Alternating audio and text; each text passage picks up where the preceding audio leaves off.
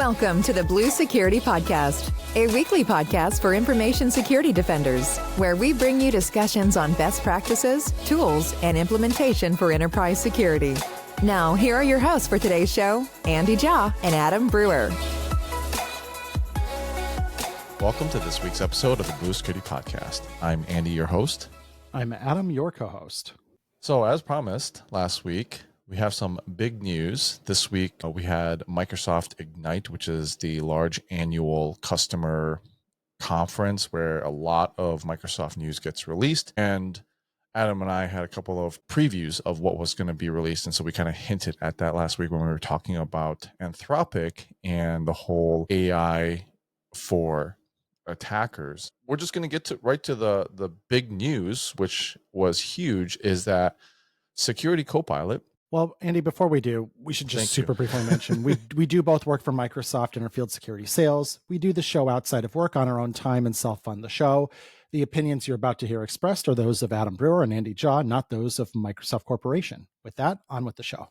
All right. Thanks, Adam. Forgot about our little disclaimer there. Okay, so big news, which is really the biggest thing that I thought coming out of this, is Security Copilot will be available for all Microsoft 365 customers. I did not expect this at all. No. So when the news dropped last week, I was just kind of floored. And so the nuts and bolts, and of course, like there's some FAQs and some details, but basically you're going to receive a 30-day notice before the activation. If you're already an M365 E5 customer using Security Copilot, so you've already been using it, whether you've provisioned just 3 SCUs or security compute units or more, you're going to be prioritized. So you're going to access this benefit for no additional cost.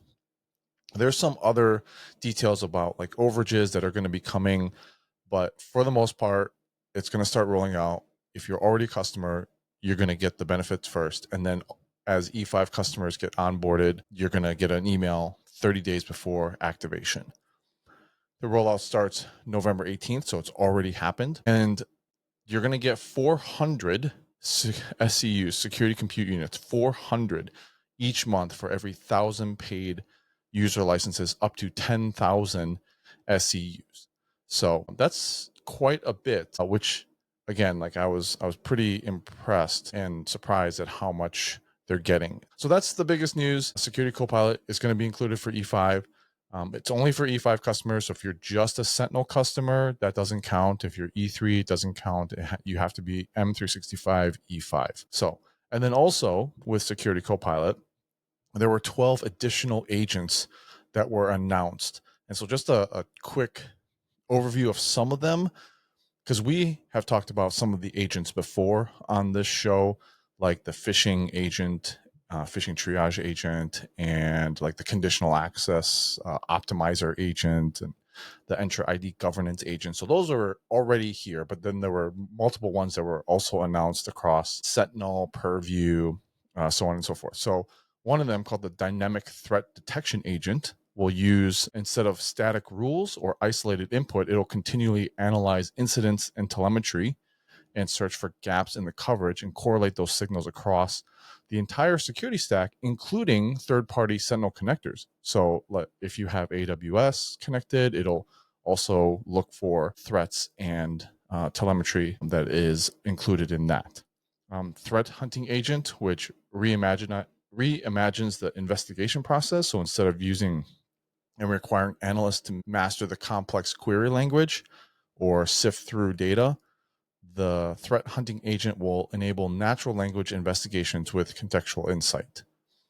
There's an identity risk management agent, which monitors risky users in real time and then guides effective remediation. So you can approve, dismiss, or tailor remediations using natural language, one-click actions, and it has persistent memory if you want custom instructions. So identity is one of those things where we might have alert fatigue based on, say, like impossible travel or just a risky sign-in. And so like if you're dismissing those or you're doing a certain thing, it has an action for this type of alert. It'll have that persistent memory to kind of remember and continue to evolve based on how you're feeding that. A change review agent in Intune will use advanced AI to analyze each change in context and checks for risks, conflicts, and compliance. So like when you make or you're thinking about a policy, it'll look at that policy and then tell you kind of the impact of that and the risk if you were to push that policy into production. So it gives you that, like you don't have to wonder if I make this compliance change or I make this configuration change, what is going to happen. It helps you review that policy and then gives you that risk of, if I push this to prod, what is going to happen. So really good there. Policy configuration agent, I thought this was great too. Gives you natural language input to translate your organization's requirement into clear, actionable configuration and provide you guidance on settings.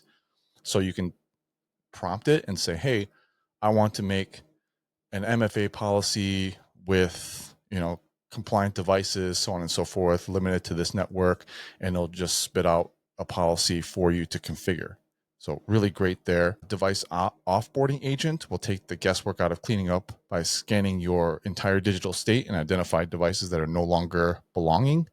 Data security posture agent is in preview. It'll help admins proactively manage risk by discovering sensitive content and assessing posture gaps and improving policy hygiene. And then there's a data security triage one also. This one went GA, which helps analysts triage, prioritize, and remediate critical alerts, and then automates incident response, resurfacing those threats that matter the most. So when it comes to data security, again, one of those things that can have a ton of alerts that are just really tough to sort through. DLP policy alerts are just usually pretty numerous. So, and then additionally, 30 more new agents from partners are going to be available. So just a ton here when it comes to the AI for security, the Security Copilot, and the agents. But the big news for me, again, is that Security Copilot is going to be included and free for all E5 customers. Certainly the headline news from Microsoft Security's presence at Ignite was this announcement. And Security Copilot has been kind of a long journey as a product. Initially, we thought it may be built on a more user license type model. Then it actually shipped as this consumptive-based model where you needed security compute units per hour. You needed to provision so many. Then we kind of added the ability to do overage units where it would add units as you needed for that particular hour. If you had greater usage needs for, say, 1 or 2 hours, you were investigating a major threat. But then it got really hard for how do we make this all work with agents? And how do agents consume security compute units? And overall, part of this is for E5 customers, it's going to switch your model more to a monthly basis. Here's a pile of security compute units, and you can use them however you want for the next month. And it grows depending on how many licensed users you have. So it more or less should scale linearly with the size of your organization, which makes sense, up to a maximum of 10,000 security compute units each month. But this makes it a lot easier then to spin up agents and kind of understand how they drain your security compute units, because they may not consume them in a linear fashion or an even fashion 24 hours a day. They as well say you are using the phishing triage agent. Well, that may use more security compute units when your users are reporting messages to your queue. It's going to be more active than when all your users are asleep if you're not a follow the sun organization that exists in every corner of the world, if you're not the British Empire.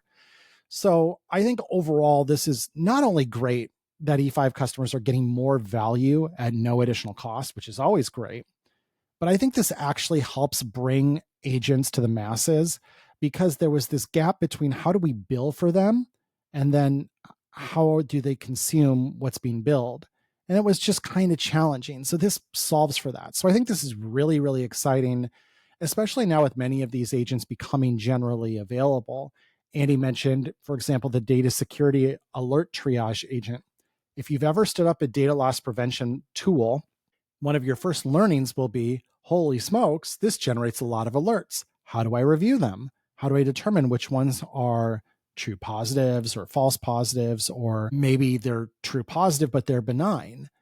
And being able to have an agent kind of do that for you and coach it in natural language, have it remember the guidance you give where, yes, this is a true positive, however, it is benign, is also valuable. So this is just really exciting. Again, the headlining announcement from Ignite. And overall, there's been kind of this view that value hasn't been added to E5. I would push back on that notion. Obviously, all of the defenders, especially, my goodness, the Purview platform has been developed like crazy.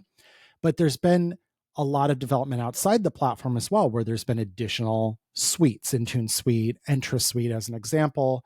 And there's been this perception that more value hasn't been rolled into E5. So this should certainly counter that notion, because this is a tremendous amount of value. The minimum one security compute unit per hour costs an organization $35,000 a month, or $35,000 a year, sorry, before.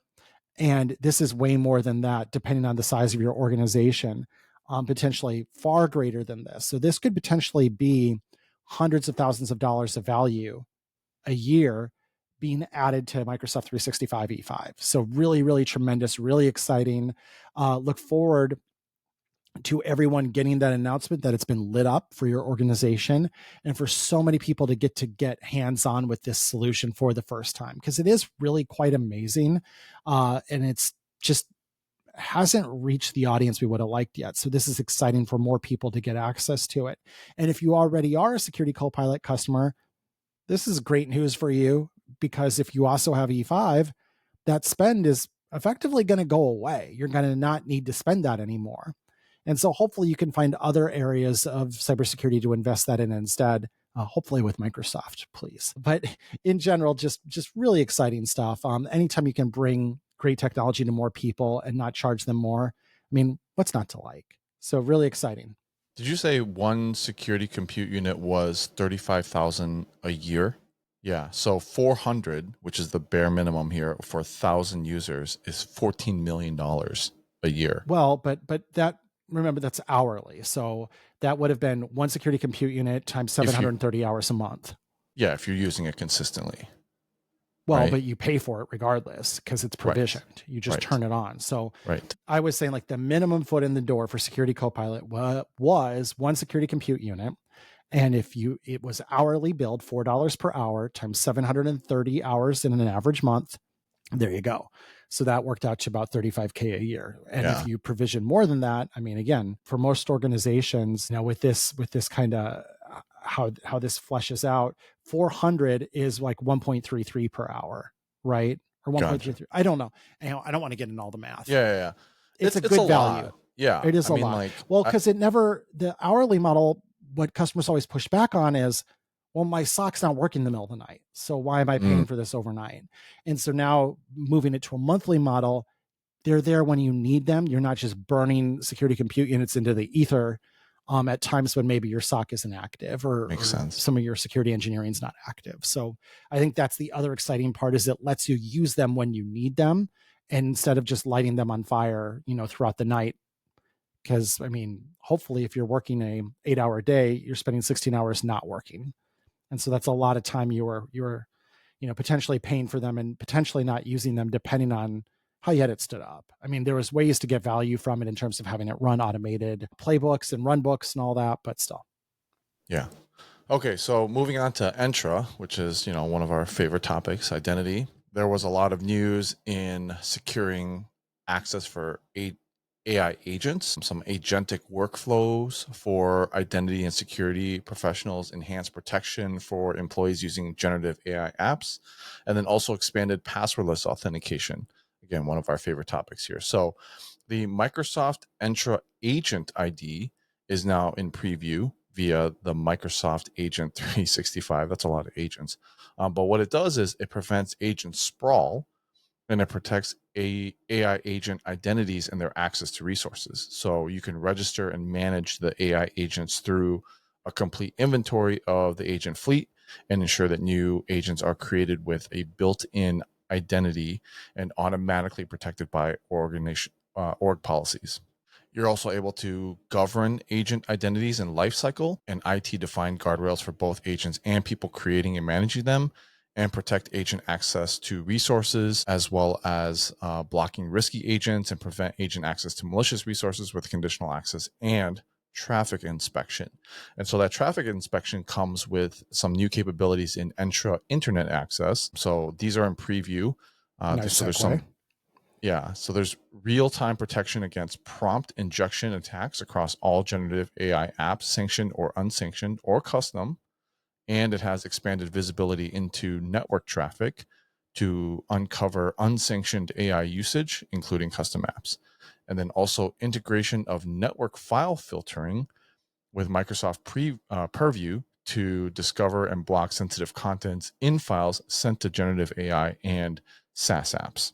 So a lot of new capabilities in the Entra Internet Access, which is part of the Global Secure Access SASE solution with Microsoft.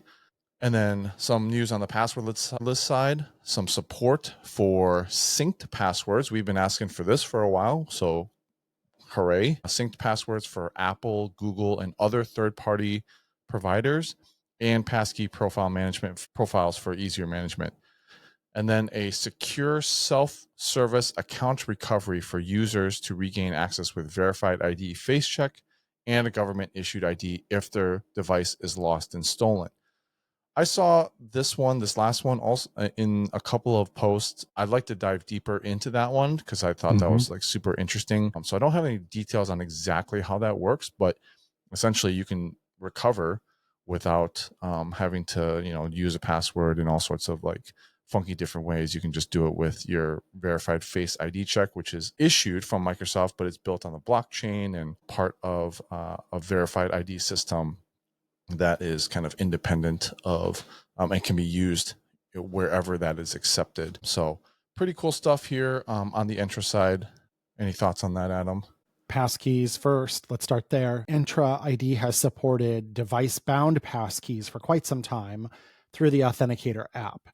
So you could deploy Authenticator app to your users and have them all provision a passkey inside of Authenticator.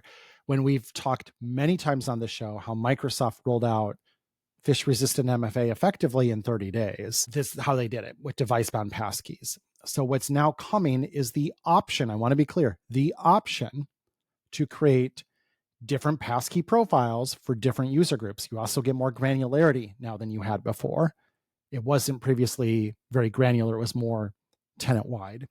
If you choose to allow, you can allow users to use synced passkeys that can sync in 1Password, Apple Keychain, Google Chrome Sync. This is valuable for some scenarios. I know I previously worked with an organization that was in real estate and had a bunch of real estate agents who are really independent contractors who work with that brokerage. And obviously, identity management is always difficult for them. They had a lot of phishing attacks, a lot of security challenges, because they felt very limited in their ability to, say, deploy conditional access policies or require managed devices because they weren't their employees. Well, now I had always said when synced passkey support comes out, that's something you should look into, because whether they have an Android phone or an iPhone, you could allow them to provision a passkey, have it sync through Apple Keychain, and now there's nothing to phish. There's nothing to give away. And you can even teach them, like, don't use your password. We won't ask for it. We don't want it. We want you to use your passkey. And so there's plenty of scenarios you can think of where maybe you don't require that security of a device-bound passkey, but anything is an improvement over password plus SMS, password plus push notification, any other method you're using. Even a synced passkey is still far superior in terms of security to that. And so that's another option now for you. Really exciting there. Otherwise, you kind of hit the rest of it. Agents, of course, very big topic at Ignite. And Agent 365, I think, was one of the more interesting announcements to come out of Ignite, in that it really delivers that single pane of glass view into all of the different agents that might be operating in your Microsoft 365 environment, regardless of where they were built, whether they were built in Copilot Studio or Azure Foundry, or just built as part of Microsoft 365 Copilot. You're going to see them all there, and the access they have, any anomalies or alerts that are generated from them, something security teams are definitely going to want to learn more about. This had a front and center position in the keynote And that identifies its importance because within probably the first 10 to 15 minutes of the keynote, Agent 365 was shown, which, if you know how keynotes work, that you lead with one of the most important things you want people to land because people tune out over the course of it. And so you want to get those messages early. So obviously something really important, something for us to all wrap our arms around and continue to learn about. I know agents feel like this thing that's a flying car. It's a someday, this is going to be a real thing. But when the tide turns, it's going to turn really quickly. When agents go from this kind of conceptual thing to this reality, it'll happen really fast. And so we want to make sure we have our arms around it ahead of time. And as always, remember, we're there to enable the business. We're not there to be Dr. No. So let's get our arms wrapped around this early. Let's understand how to enable secure, compliant, safe usage of agents in our organization. And some of these tools allow you to do that. On the Defender side, I'll start with the kind of DevOps part of it, which I thought was interesting. There's a native integration now for Defender for Cloud and GitHub Advanced Security that's in preview. So you'll have real-time visibility across your entire app lifecycle. Security teams will be able to ask for vulnerability remediation by having a security campaign alert GitHub owners, as well as opening up a GitHub issue directly from Defender for Cloud and tracking the state of that vulnerability. You're also going to have critical alert prioritization. So by connecting the runtime context to code, dev teams will be able to prioritize exploitable issues and then map them back to code. And security teams will be able to understand the traceability of that artifact from code to runtime and trace runtime threats directly to code in GitHub. And so as a result, the most critical alerts will get fixed. And there'll be some AI suggested fix with Copilot autofix and GitHub Copilot coding agent. And those will be automatically generated, which will help developers resolve those security issues a lot quicker. Posture management for serverless resources is also coming at the end of November in preview for Defender for Cloud. So that'll help orgs get security posture management insights for serverless resources like Azure Functions, Azure Web Apps, and AWS Lambda. And you'll be able to identify and visualize the risk and analyze serverless attack paths so you can continuously monitor and detect misconfigurations. Another cool thing is we're adding another layer on top of that automatic attack disruption. So automatic attack disruption has been part of MDE and kind of Defender XDR for a while now. And we're adding on this new feature as part of it called protective shielding.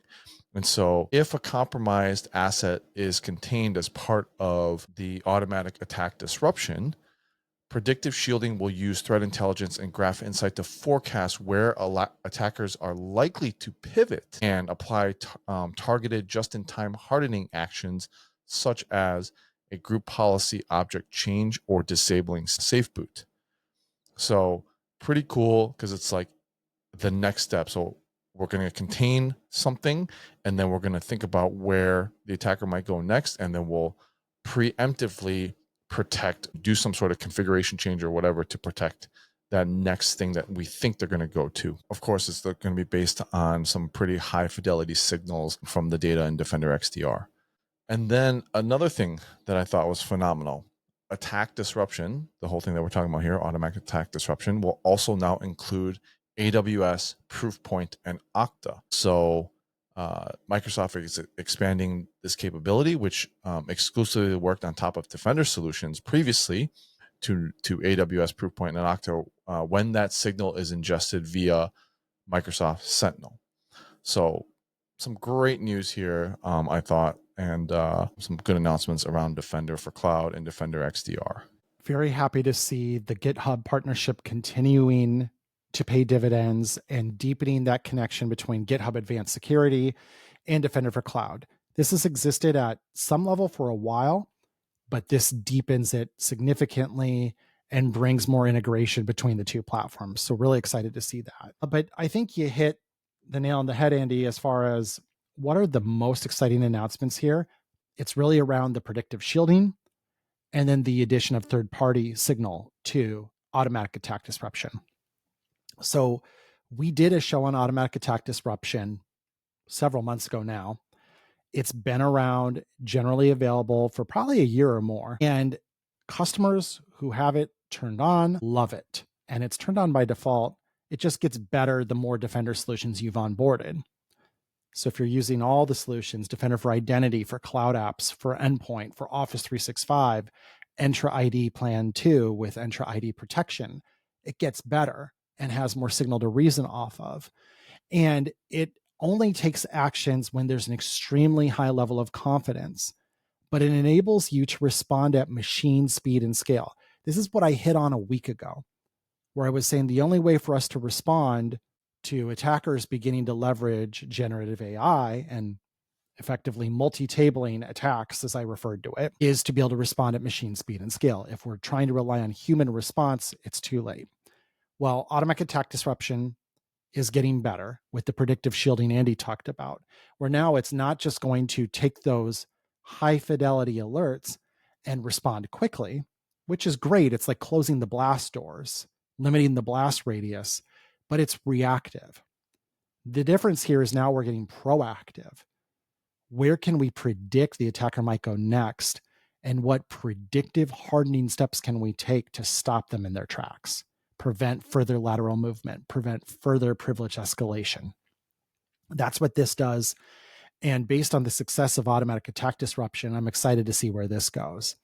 And then the recognition that very few customers are 100% homogeneous Microsoft environment, not even Microsoft itself, and bringing in the ability to extend automatic attack disruption to these third-party solutions, AWS, Proofpoint, and Okta, some of the most common third-party solutions we see, by the way, in our day-to-day jobs, again, benefit for the real world, for real customers who have these heterogeneous environments, who you leverage different vendors, who are not all in one single platform, and being able to help protect them as well. Truly great.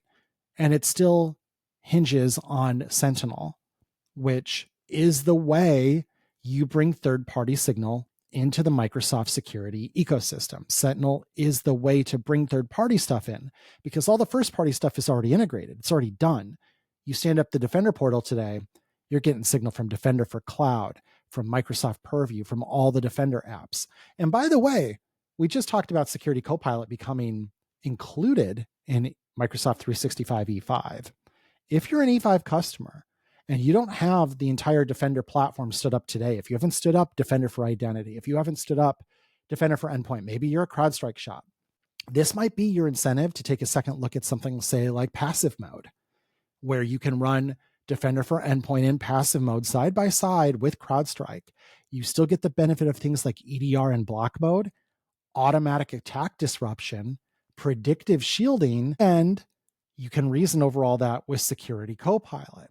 So a lot of incentive, even if you have third-party solutions in place, to turn on these solutions either as a second set of eyes or as a second set of telemetry capture in the case of passive mode for Defender for Endpoint, or say running Defender for Office as a second scan on top of if you use Proofpoint.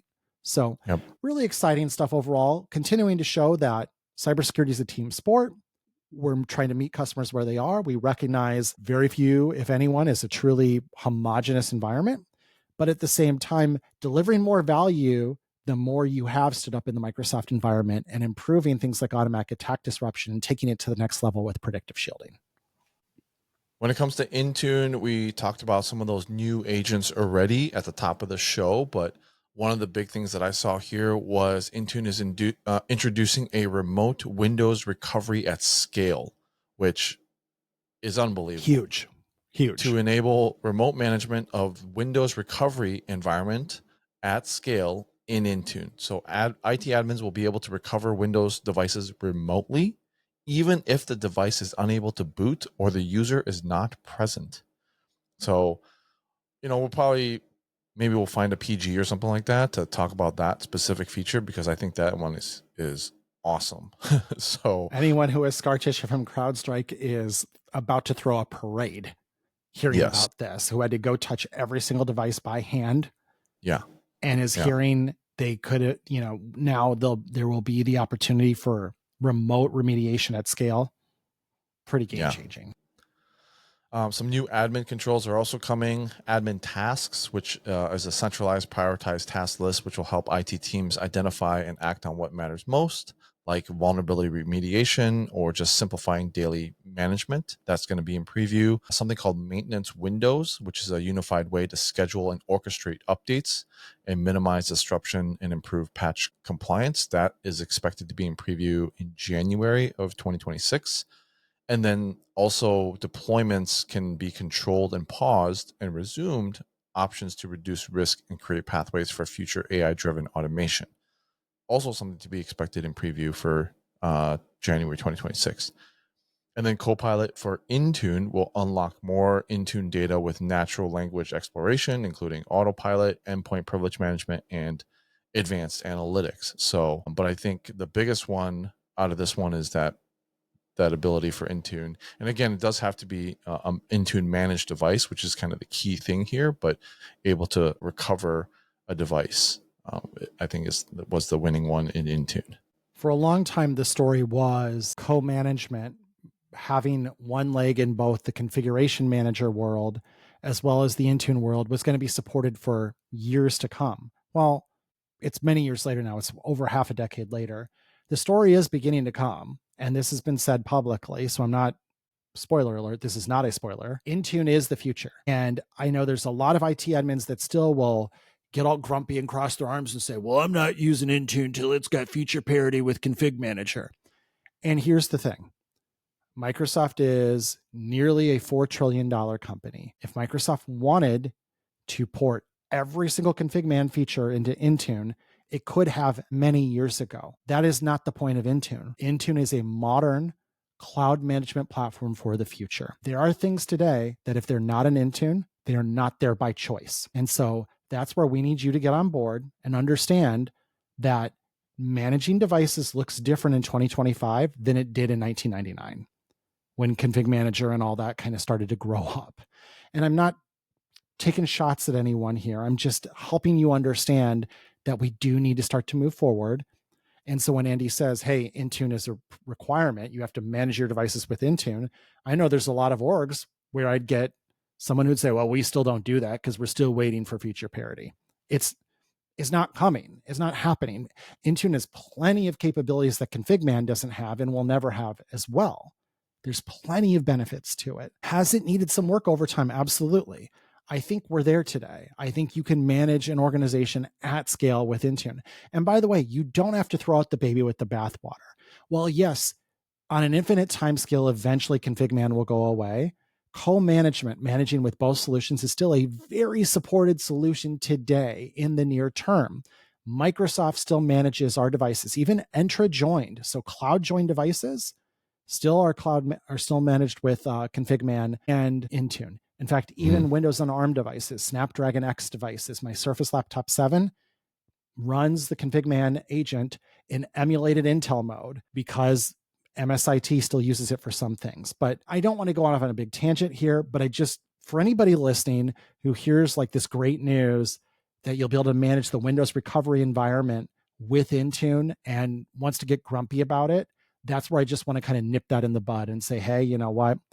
It's time to start adopting Intune. And if there's genuinely a blocker, and this isn't like I am still thinking in 2002 mindset of management that is preventing you from moving forward, please continue to share that feedback.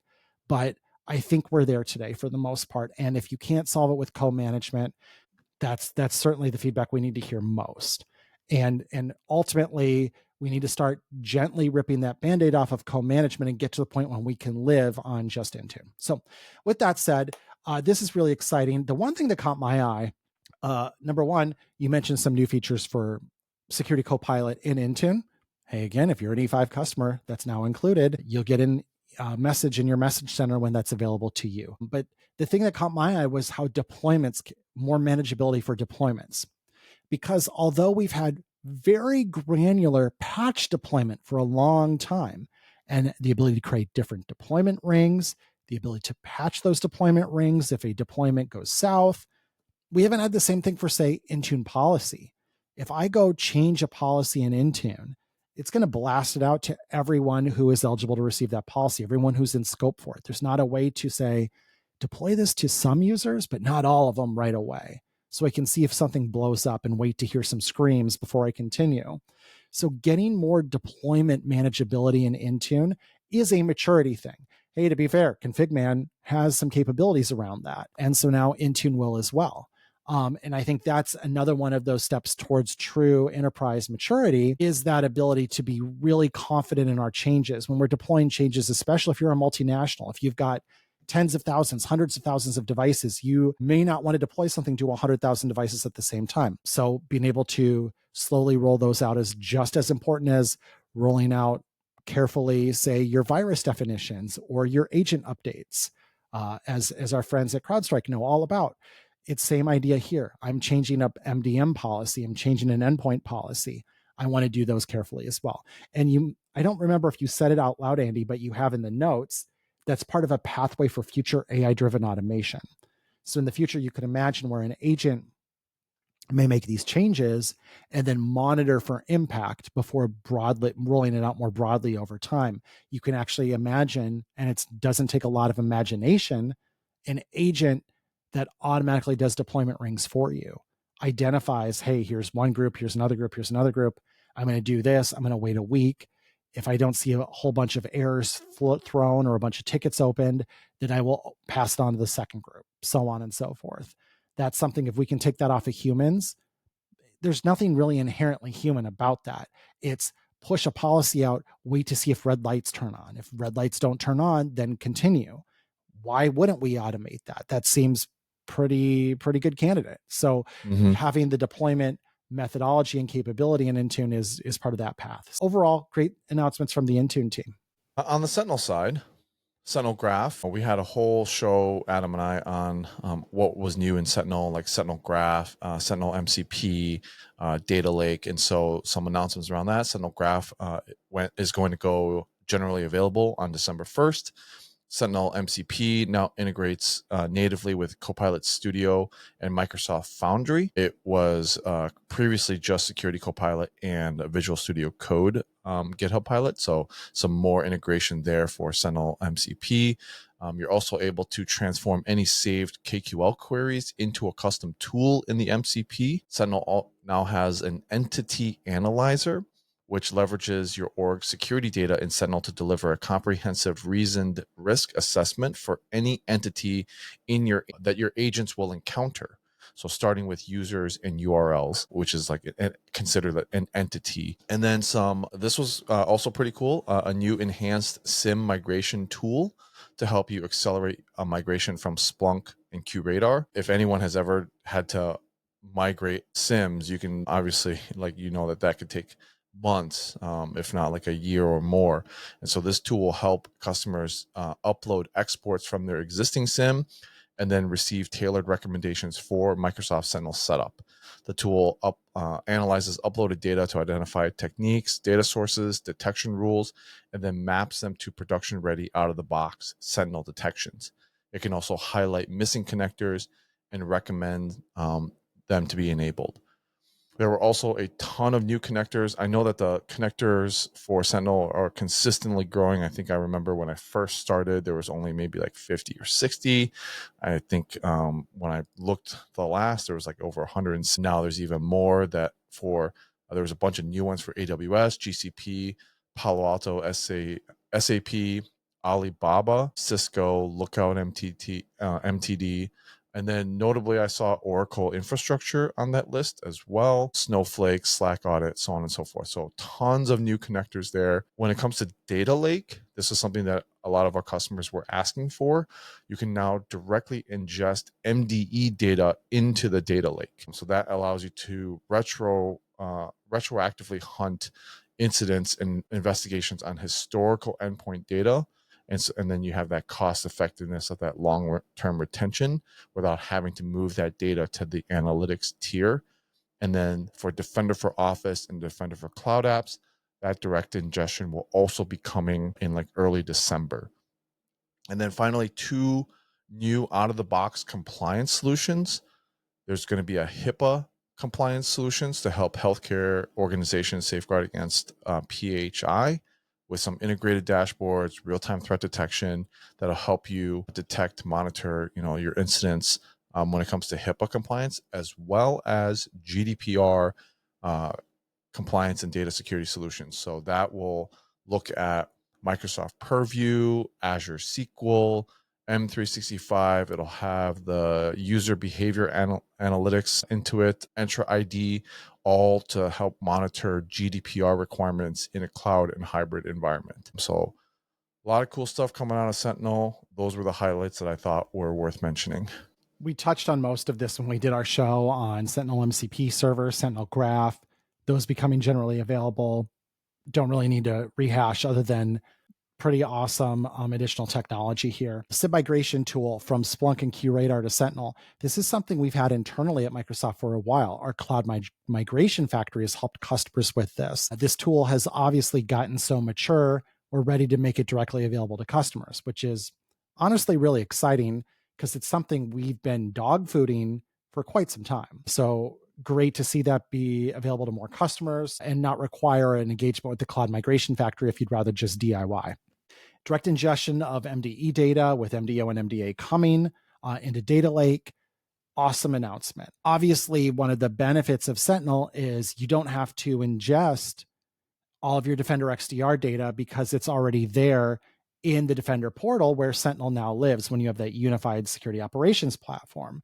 But if you want to store it long term, you want to store it for examples you gave here, retro hunting, compliance reasons, just whatever your case may be, being able to directly ingest that just into the data lake tier, which is so inexpensive, so cheap, so amazing, and be able to store it as long as you like at a very low cost.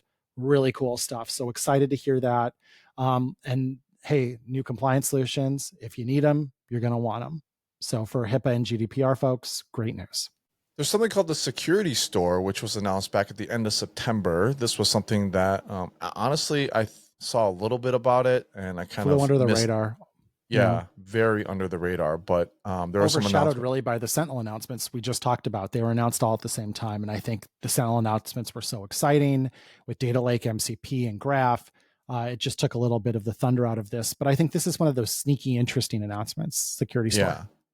Yeah, so it's basically a storefront that's designed for security professionals to discover, buy, and deploy security SaaS solutions and AI agents from our ecosystem partners like Darktrace, Illumino, and BlueVoyant. So a couple of benefits from this store. Number one, you can buy with confidence. Like the solutions and agents are validated to work to integrate with Microsoft security products. So you'll know that they'll work with your environment. It also simplifies your purchasing kind of complexity here. You can buy the solutions and agents with your existing Microsoft billing account without having to set up any additional payment. And you can accelerate that time to value so you can deploy the agents and the dependencies in just a few steps and get started getting that value from AI within minutes.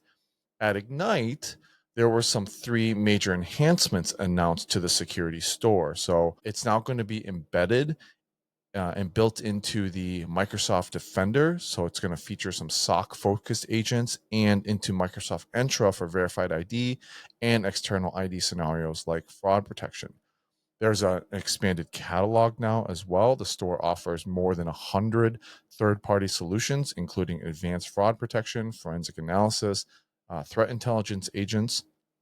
And then the security services that are available, partners can now list and sell services such as managed detection and response threat hunting directly through the store. So a lot of cool stuff here. Like Adam said, this flew under the radar. We didn't even touch on it during the show. So I saw this worth mentioning as part of the Ignite announcements. In Purview, there was quite a bit, but the ones that I thought were important, there's going to be a new enhanced Purview data security posture management with AI and agents at the center of this new centralized AI-powered DSPM experience. It'll include AI observability in DSPM, which will give orgs visibility, risk assessment, and guided remediations for agents across the Microsoft environment. Also, Purview DLP and information protection policies now extend to agents that operate autonomously. So it'll allow these agents to inherit the same protections and org policies as a user. And then agentic risk inside risk management will help orgs identify risky agent behaviors, such as unauthorized data access or unusual activity patterns, and then take targeted actions to mitigate those threats. So a lot of the Purview announcements that I saw were around kind of keeping the agents that you create and then the ones that we have kind of in check. So able to extend those DLP policies.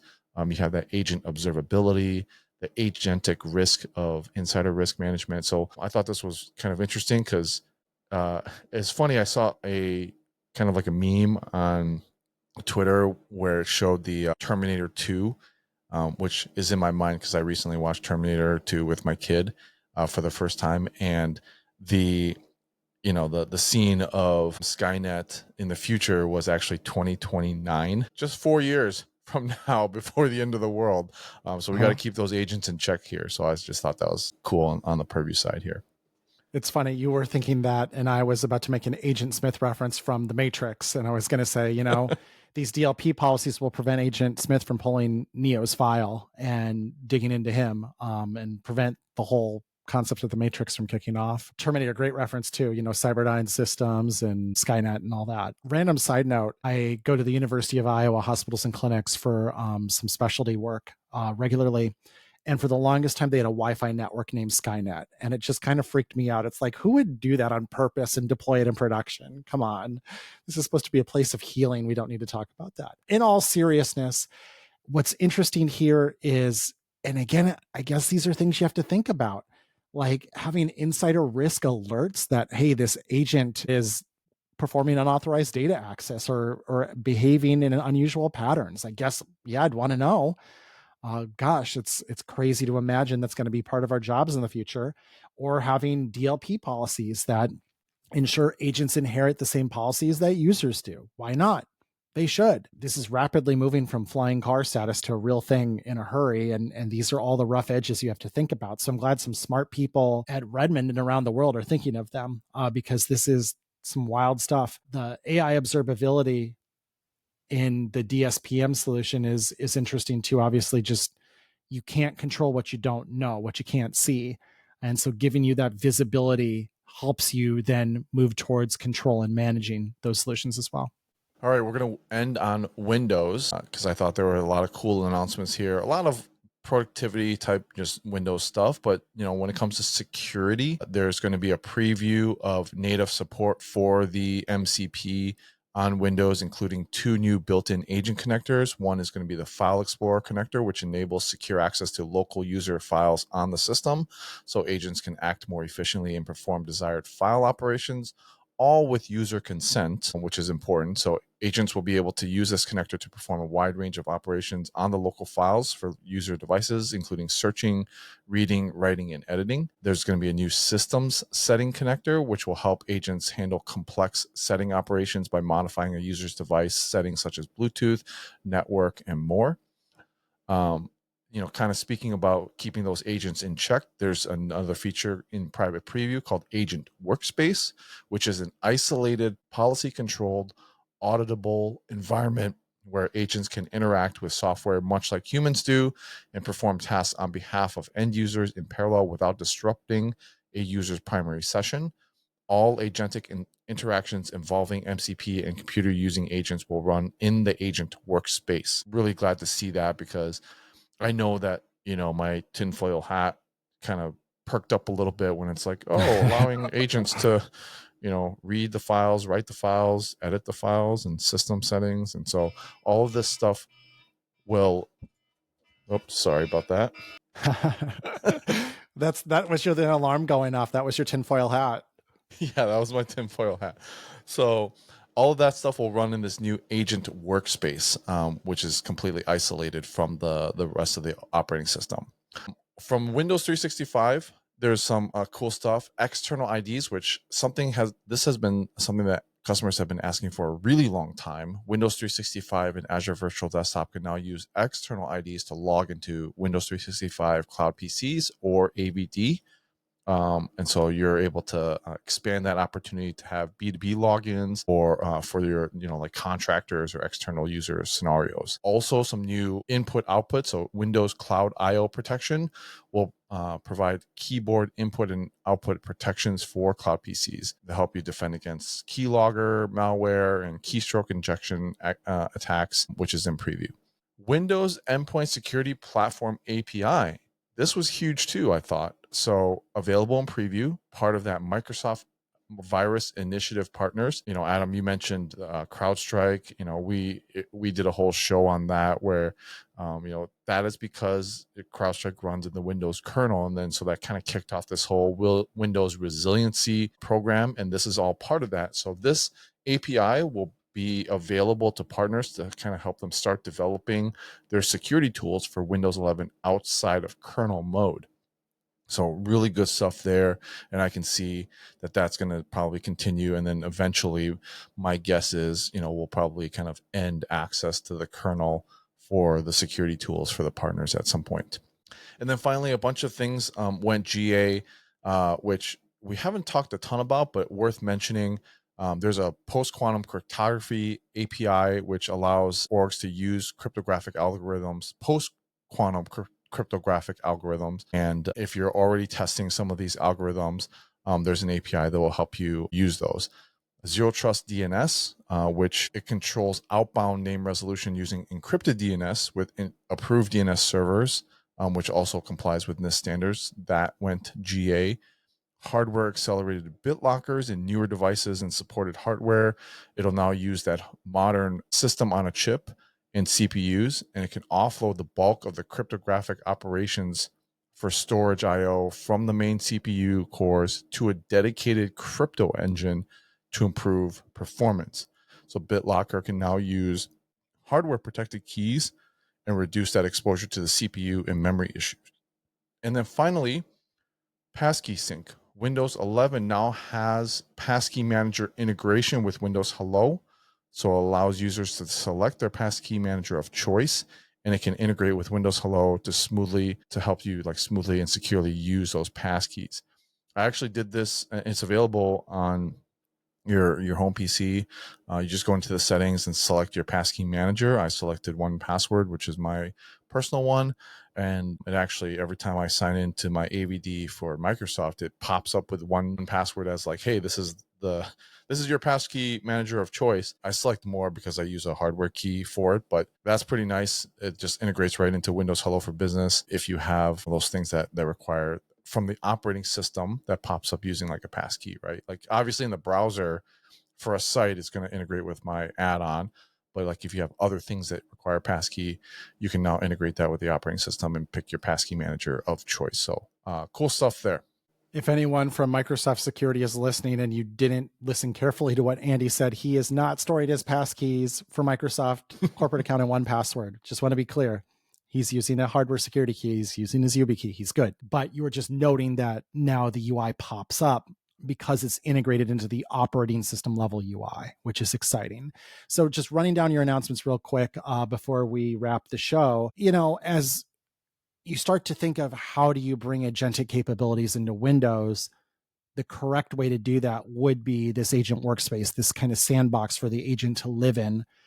That gives me a lot of manageability and visibility into it and the ability to revoke as needed, but also how does it connect into system settings or to the file system?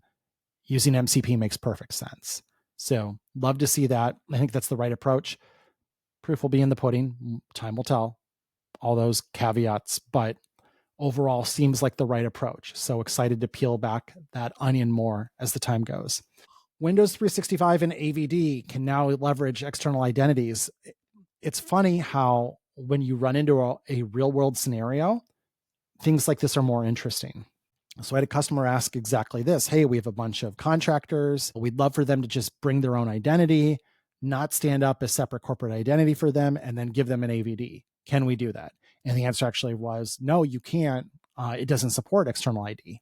So great news that that's coming, because AVD and W365 are fantastic use cases for when you're bringing in someone who's a non-employee, some sort of vendor or contractor.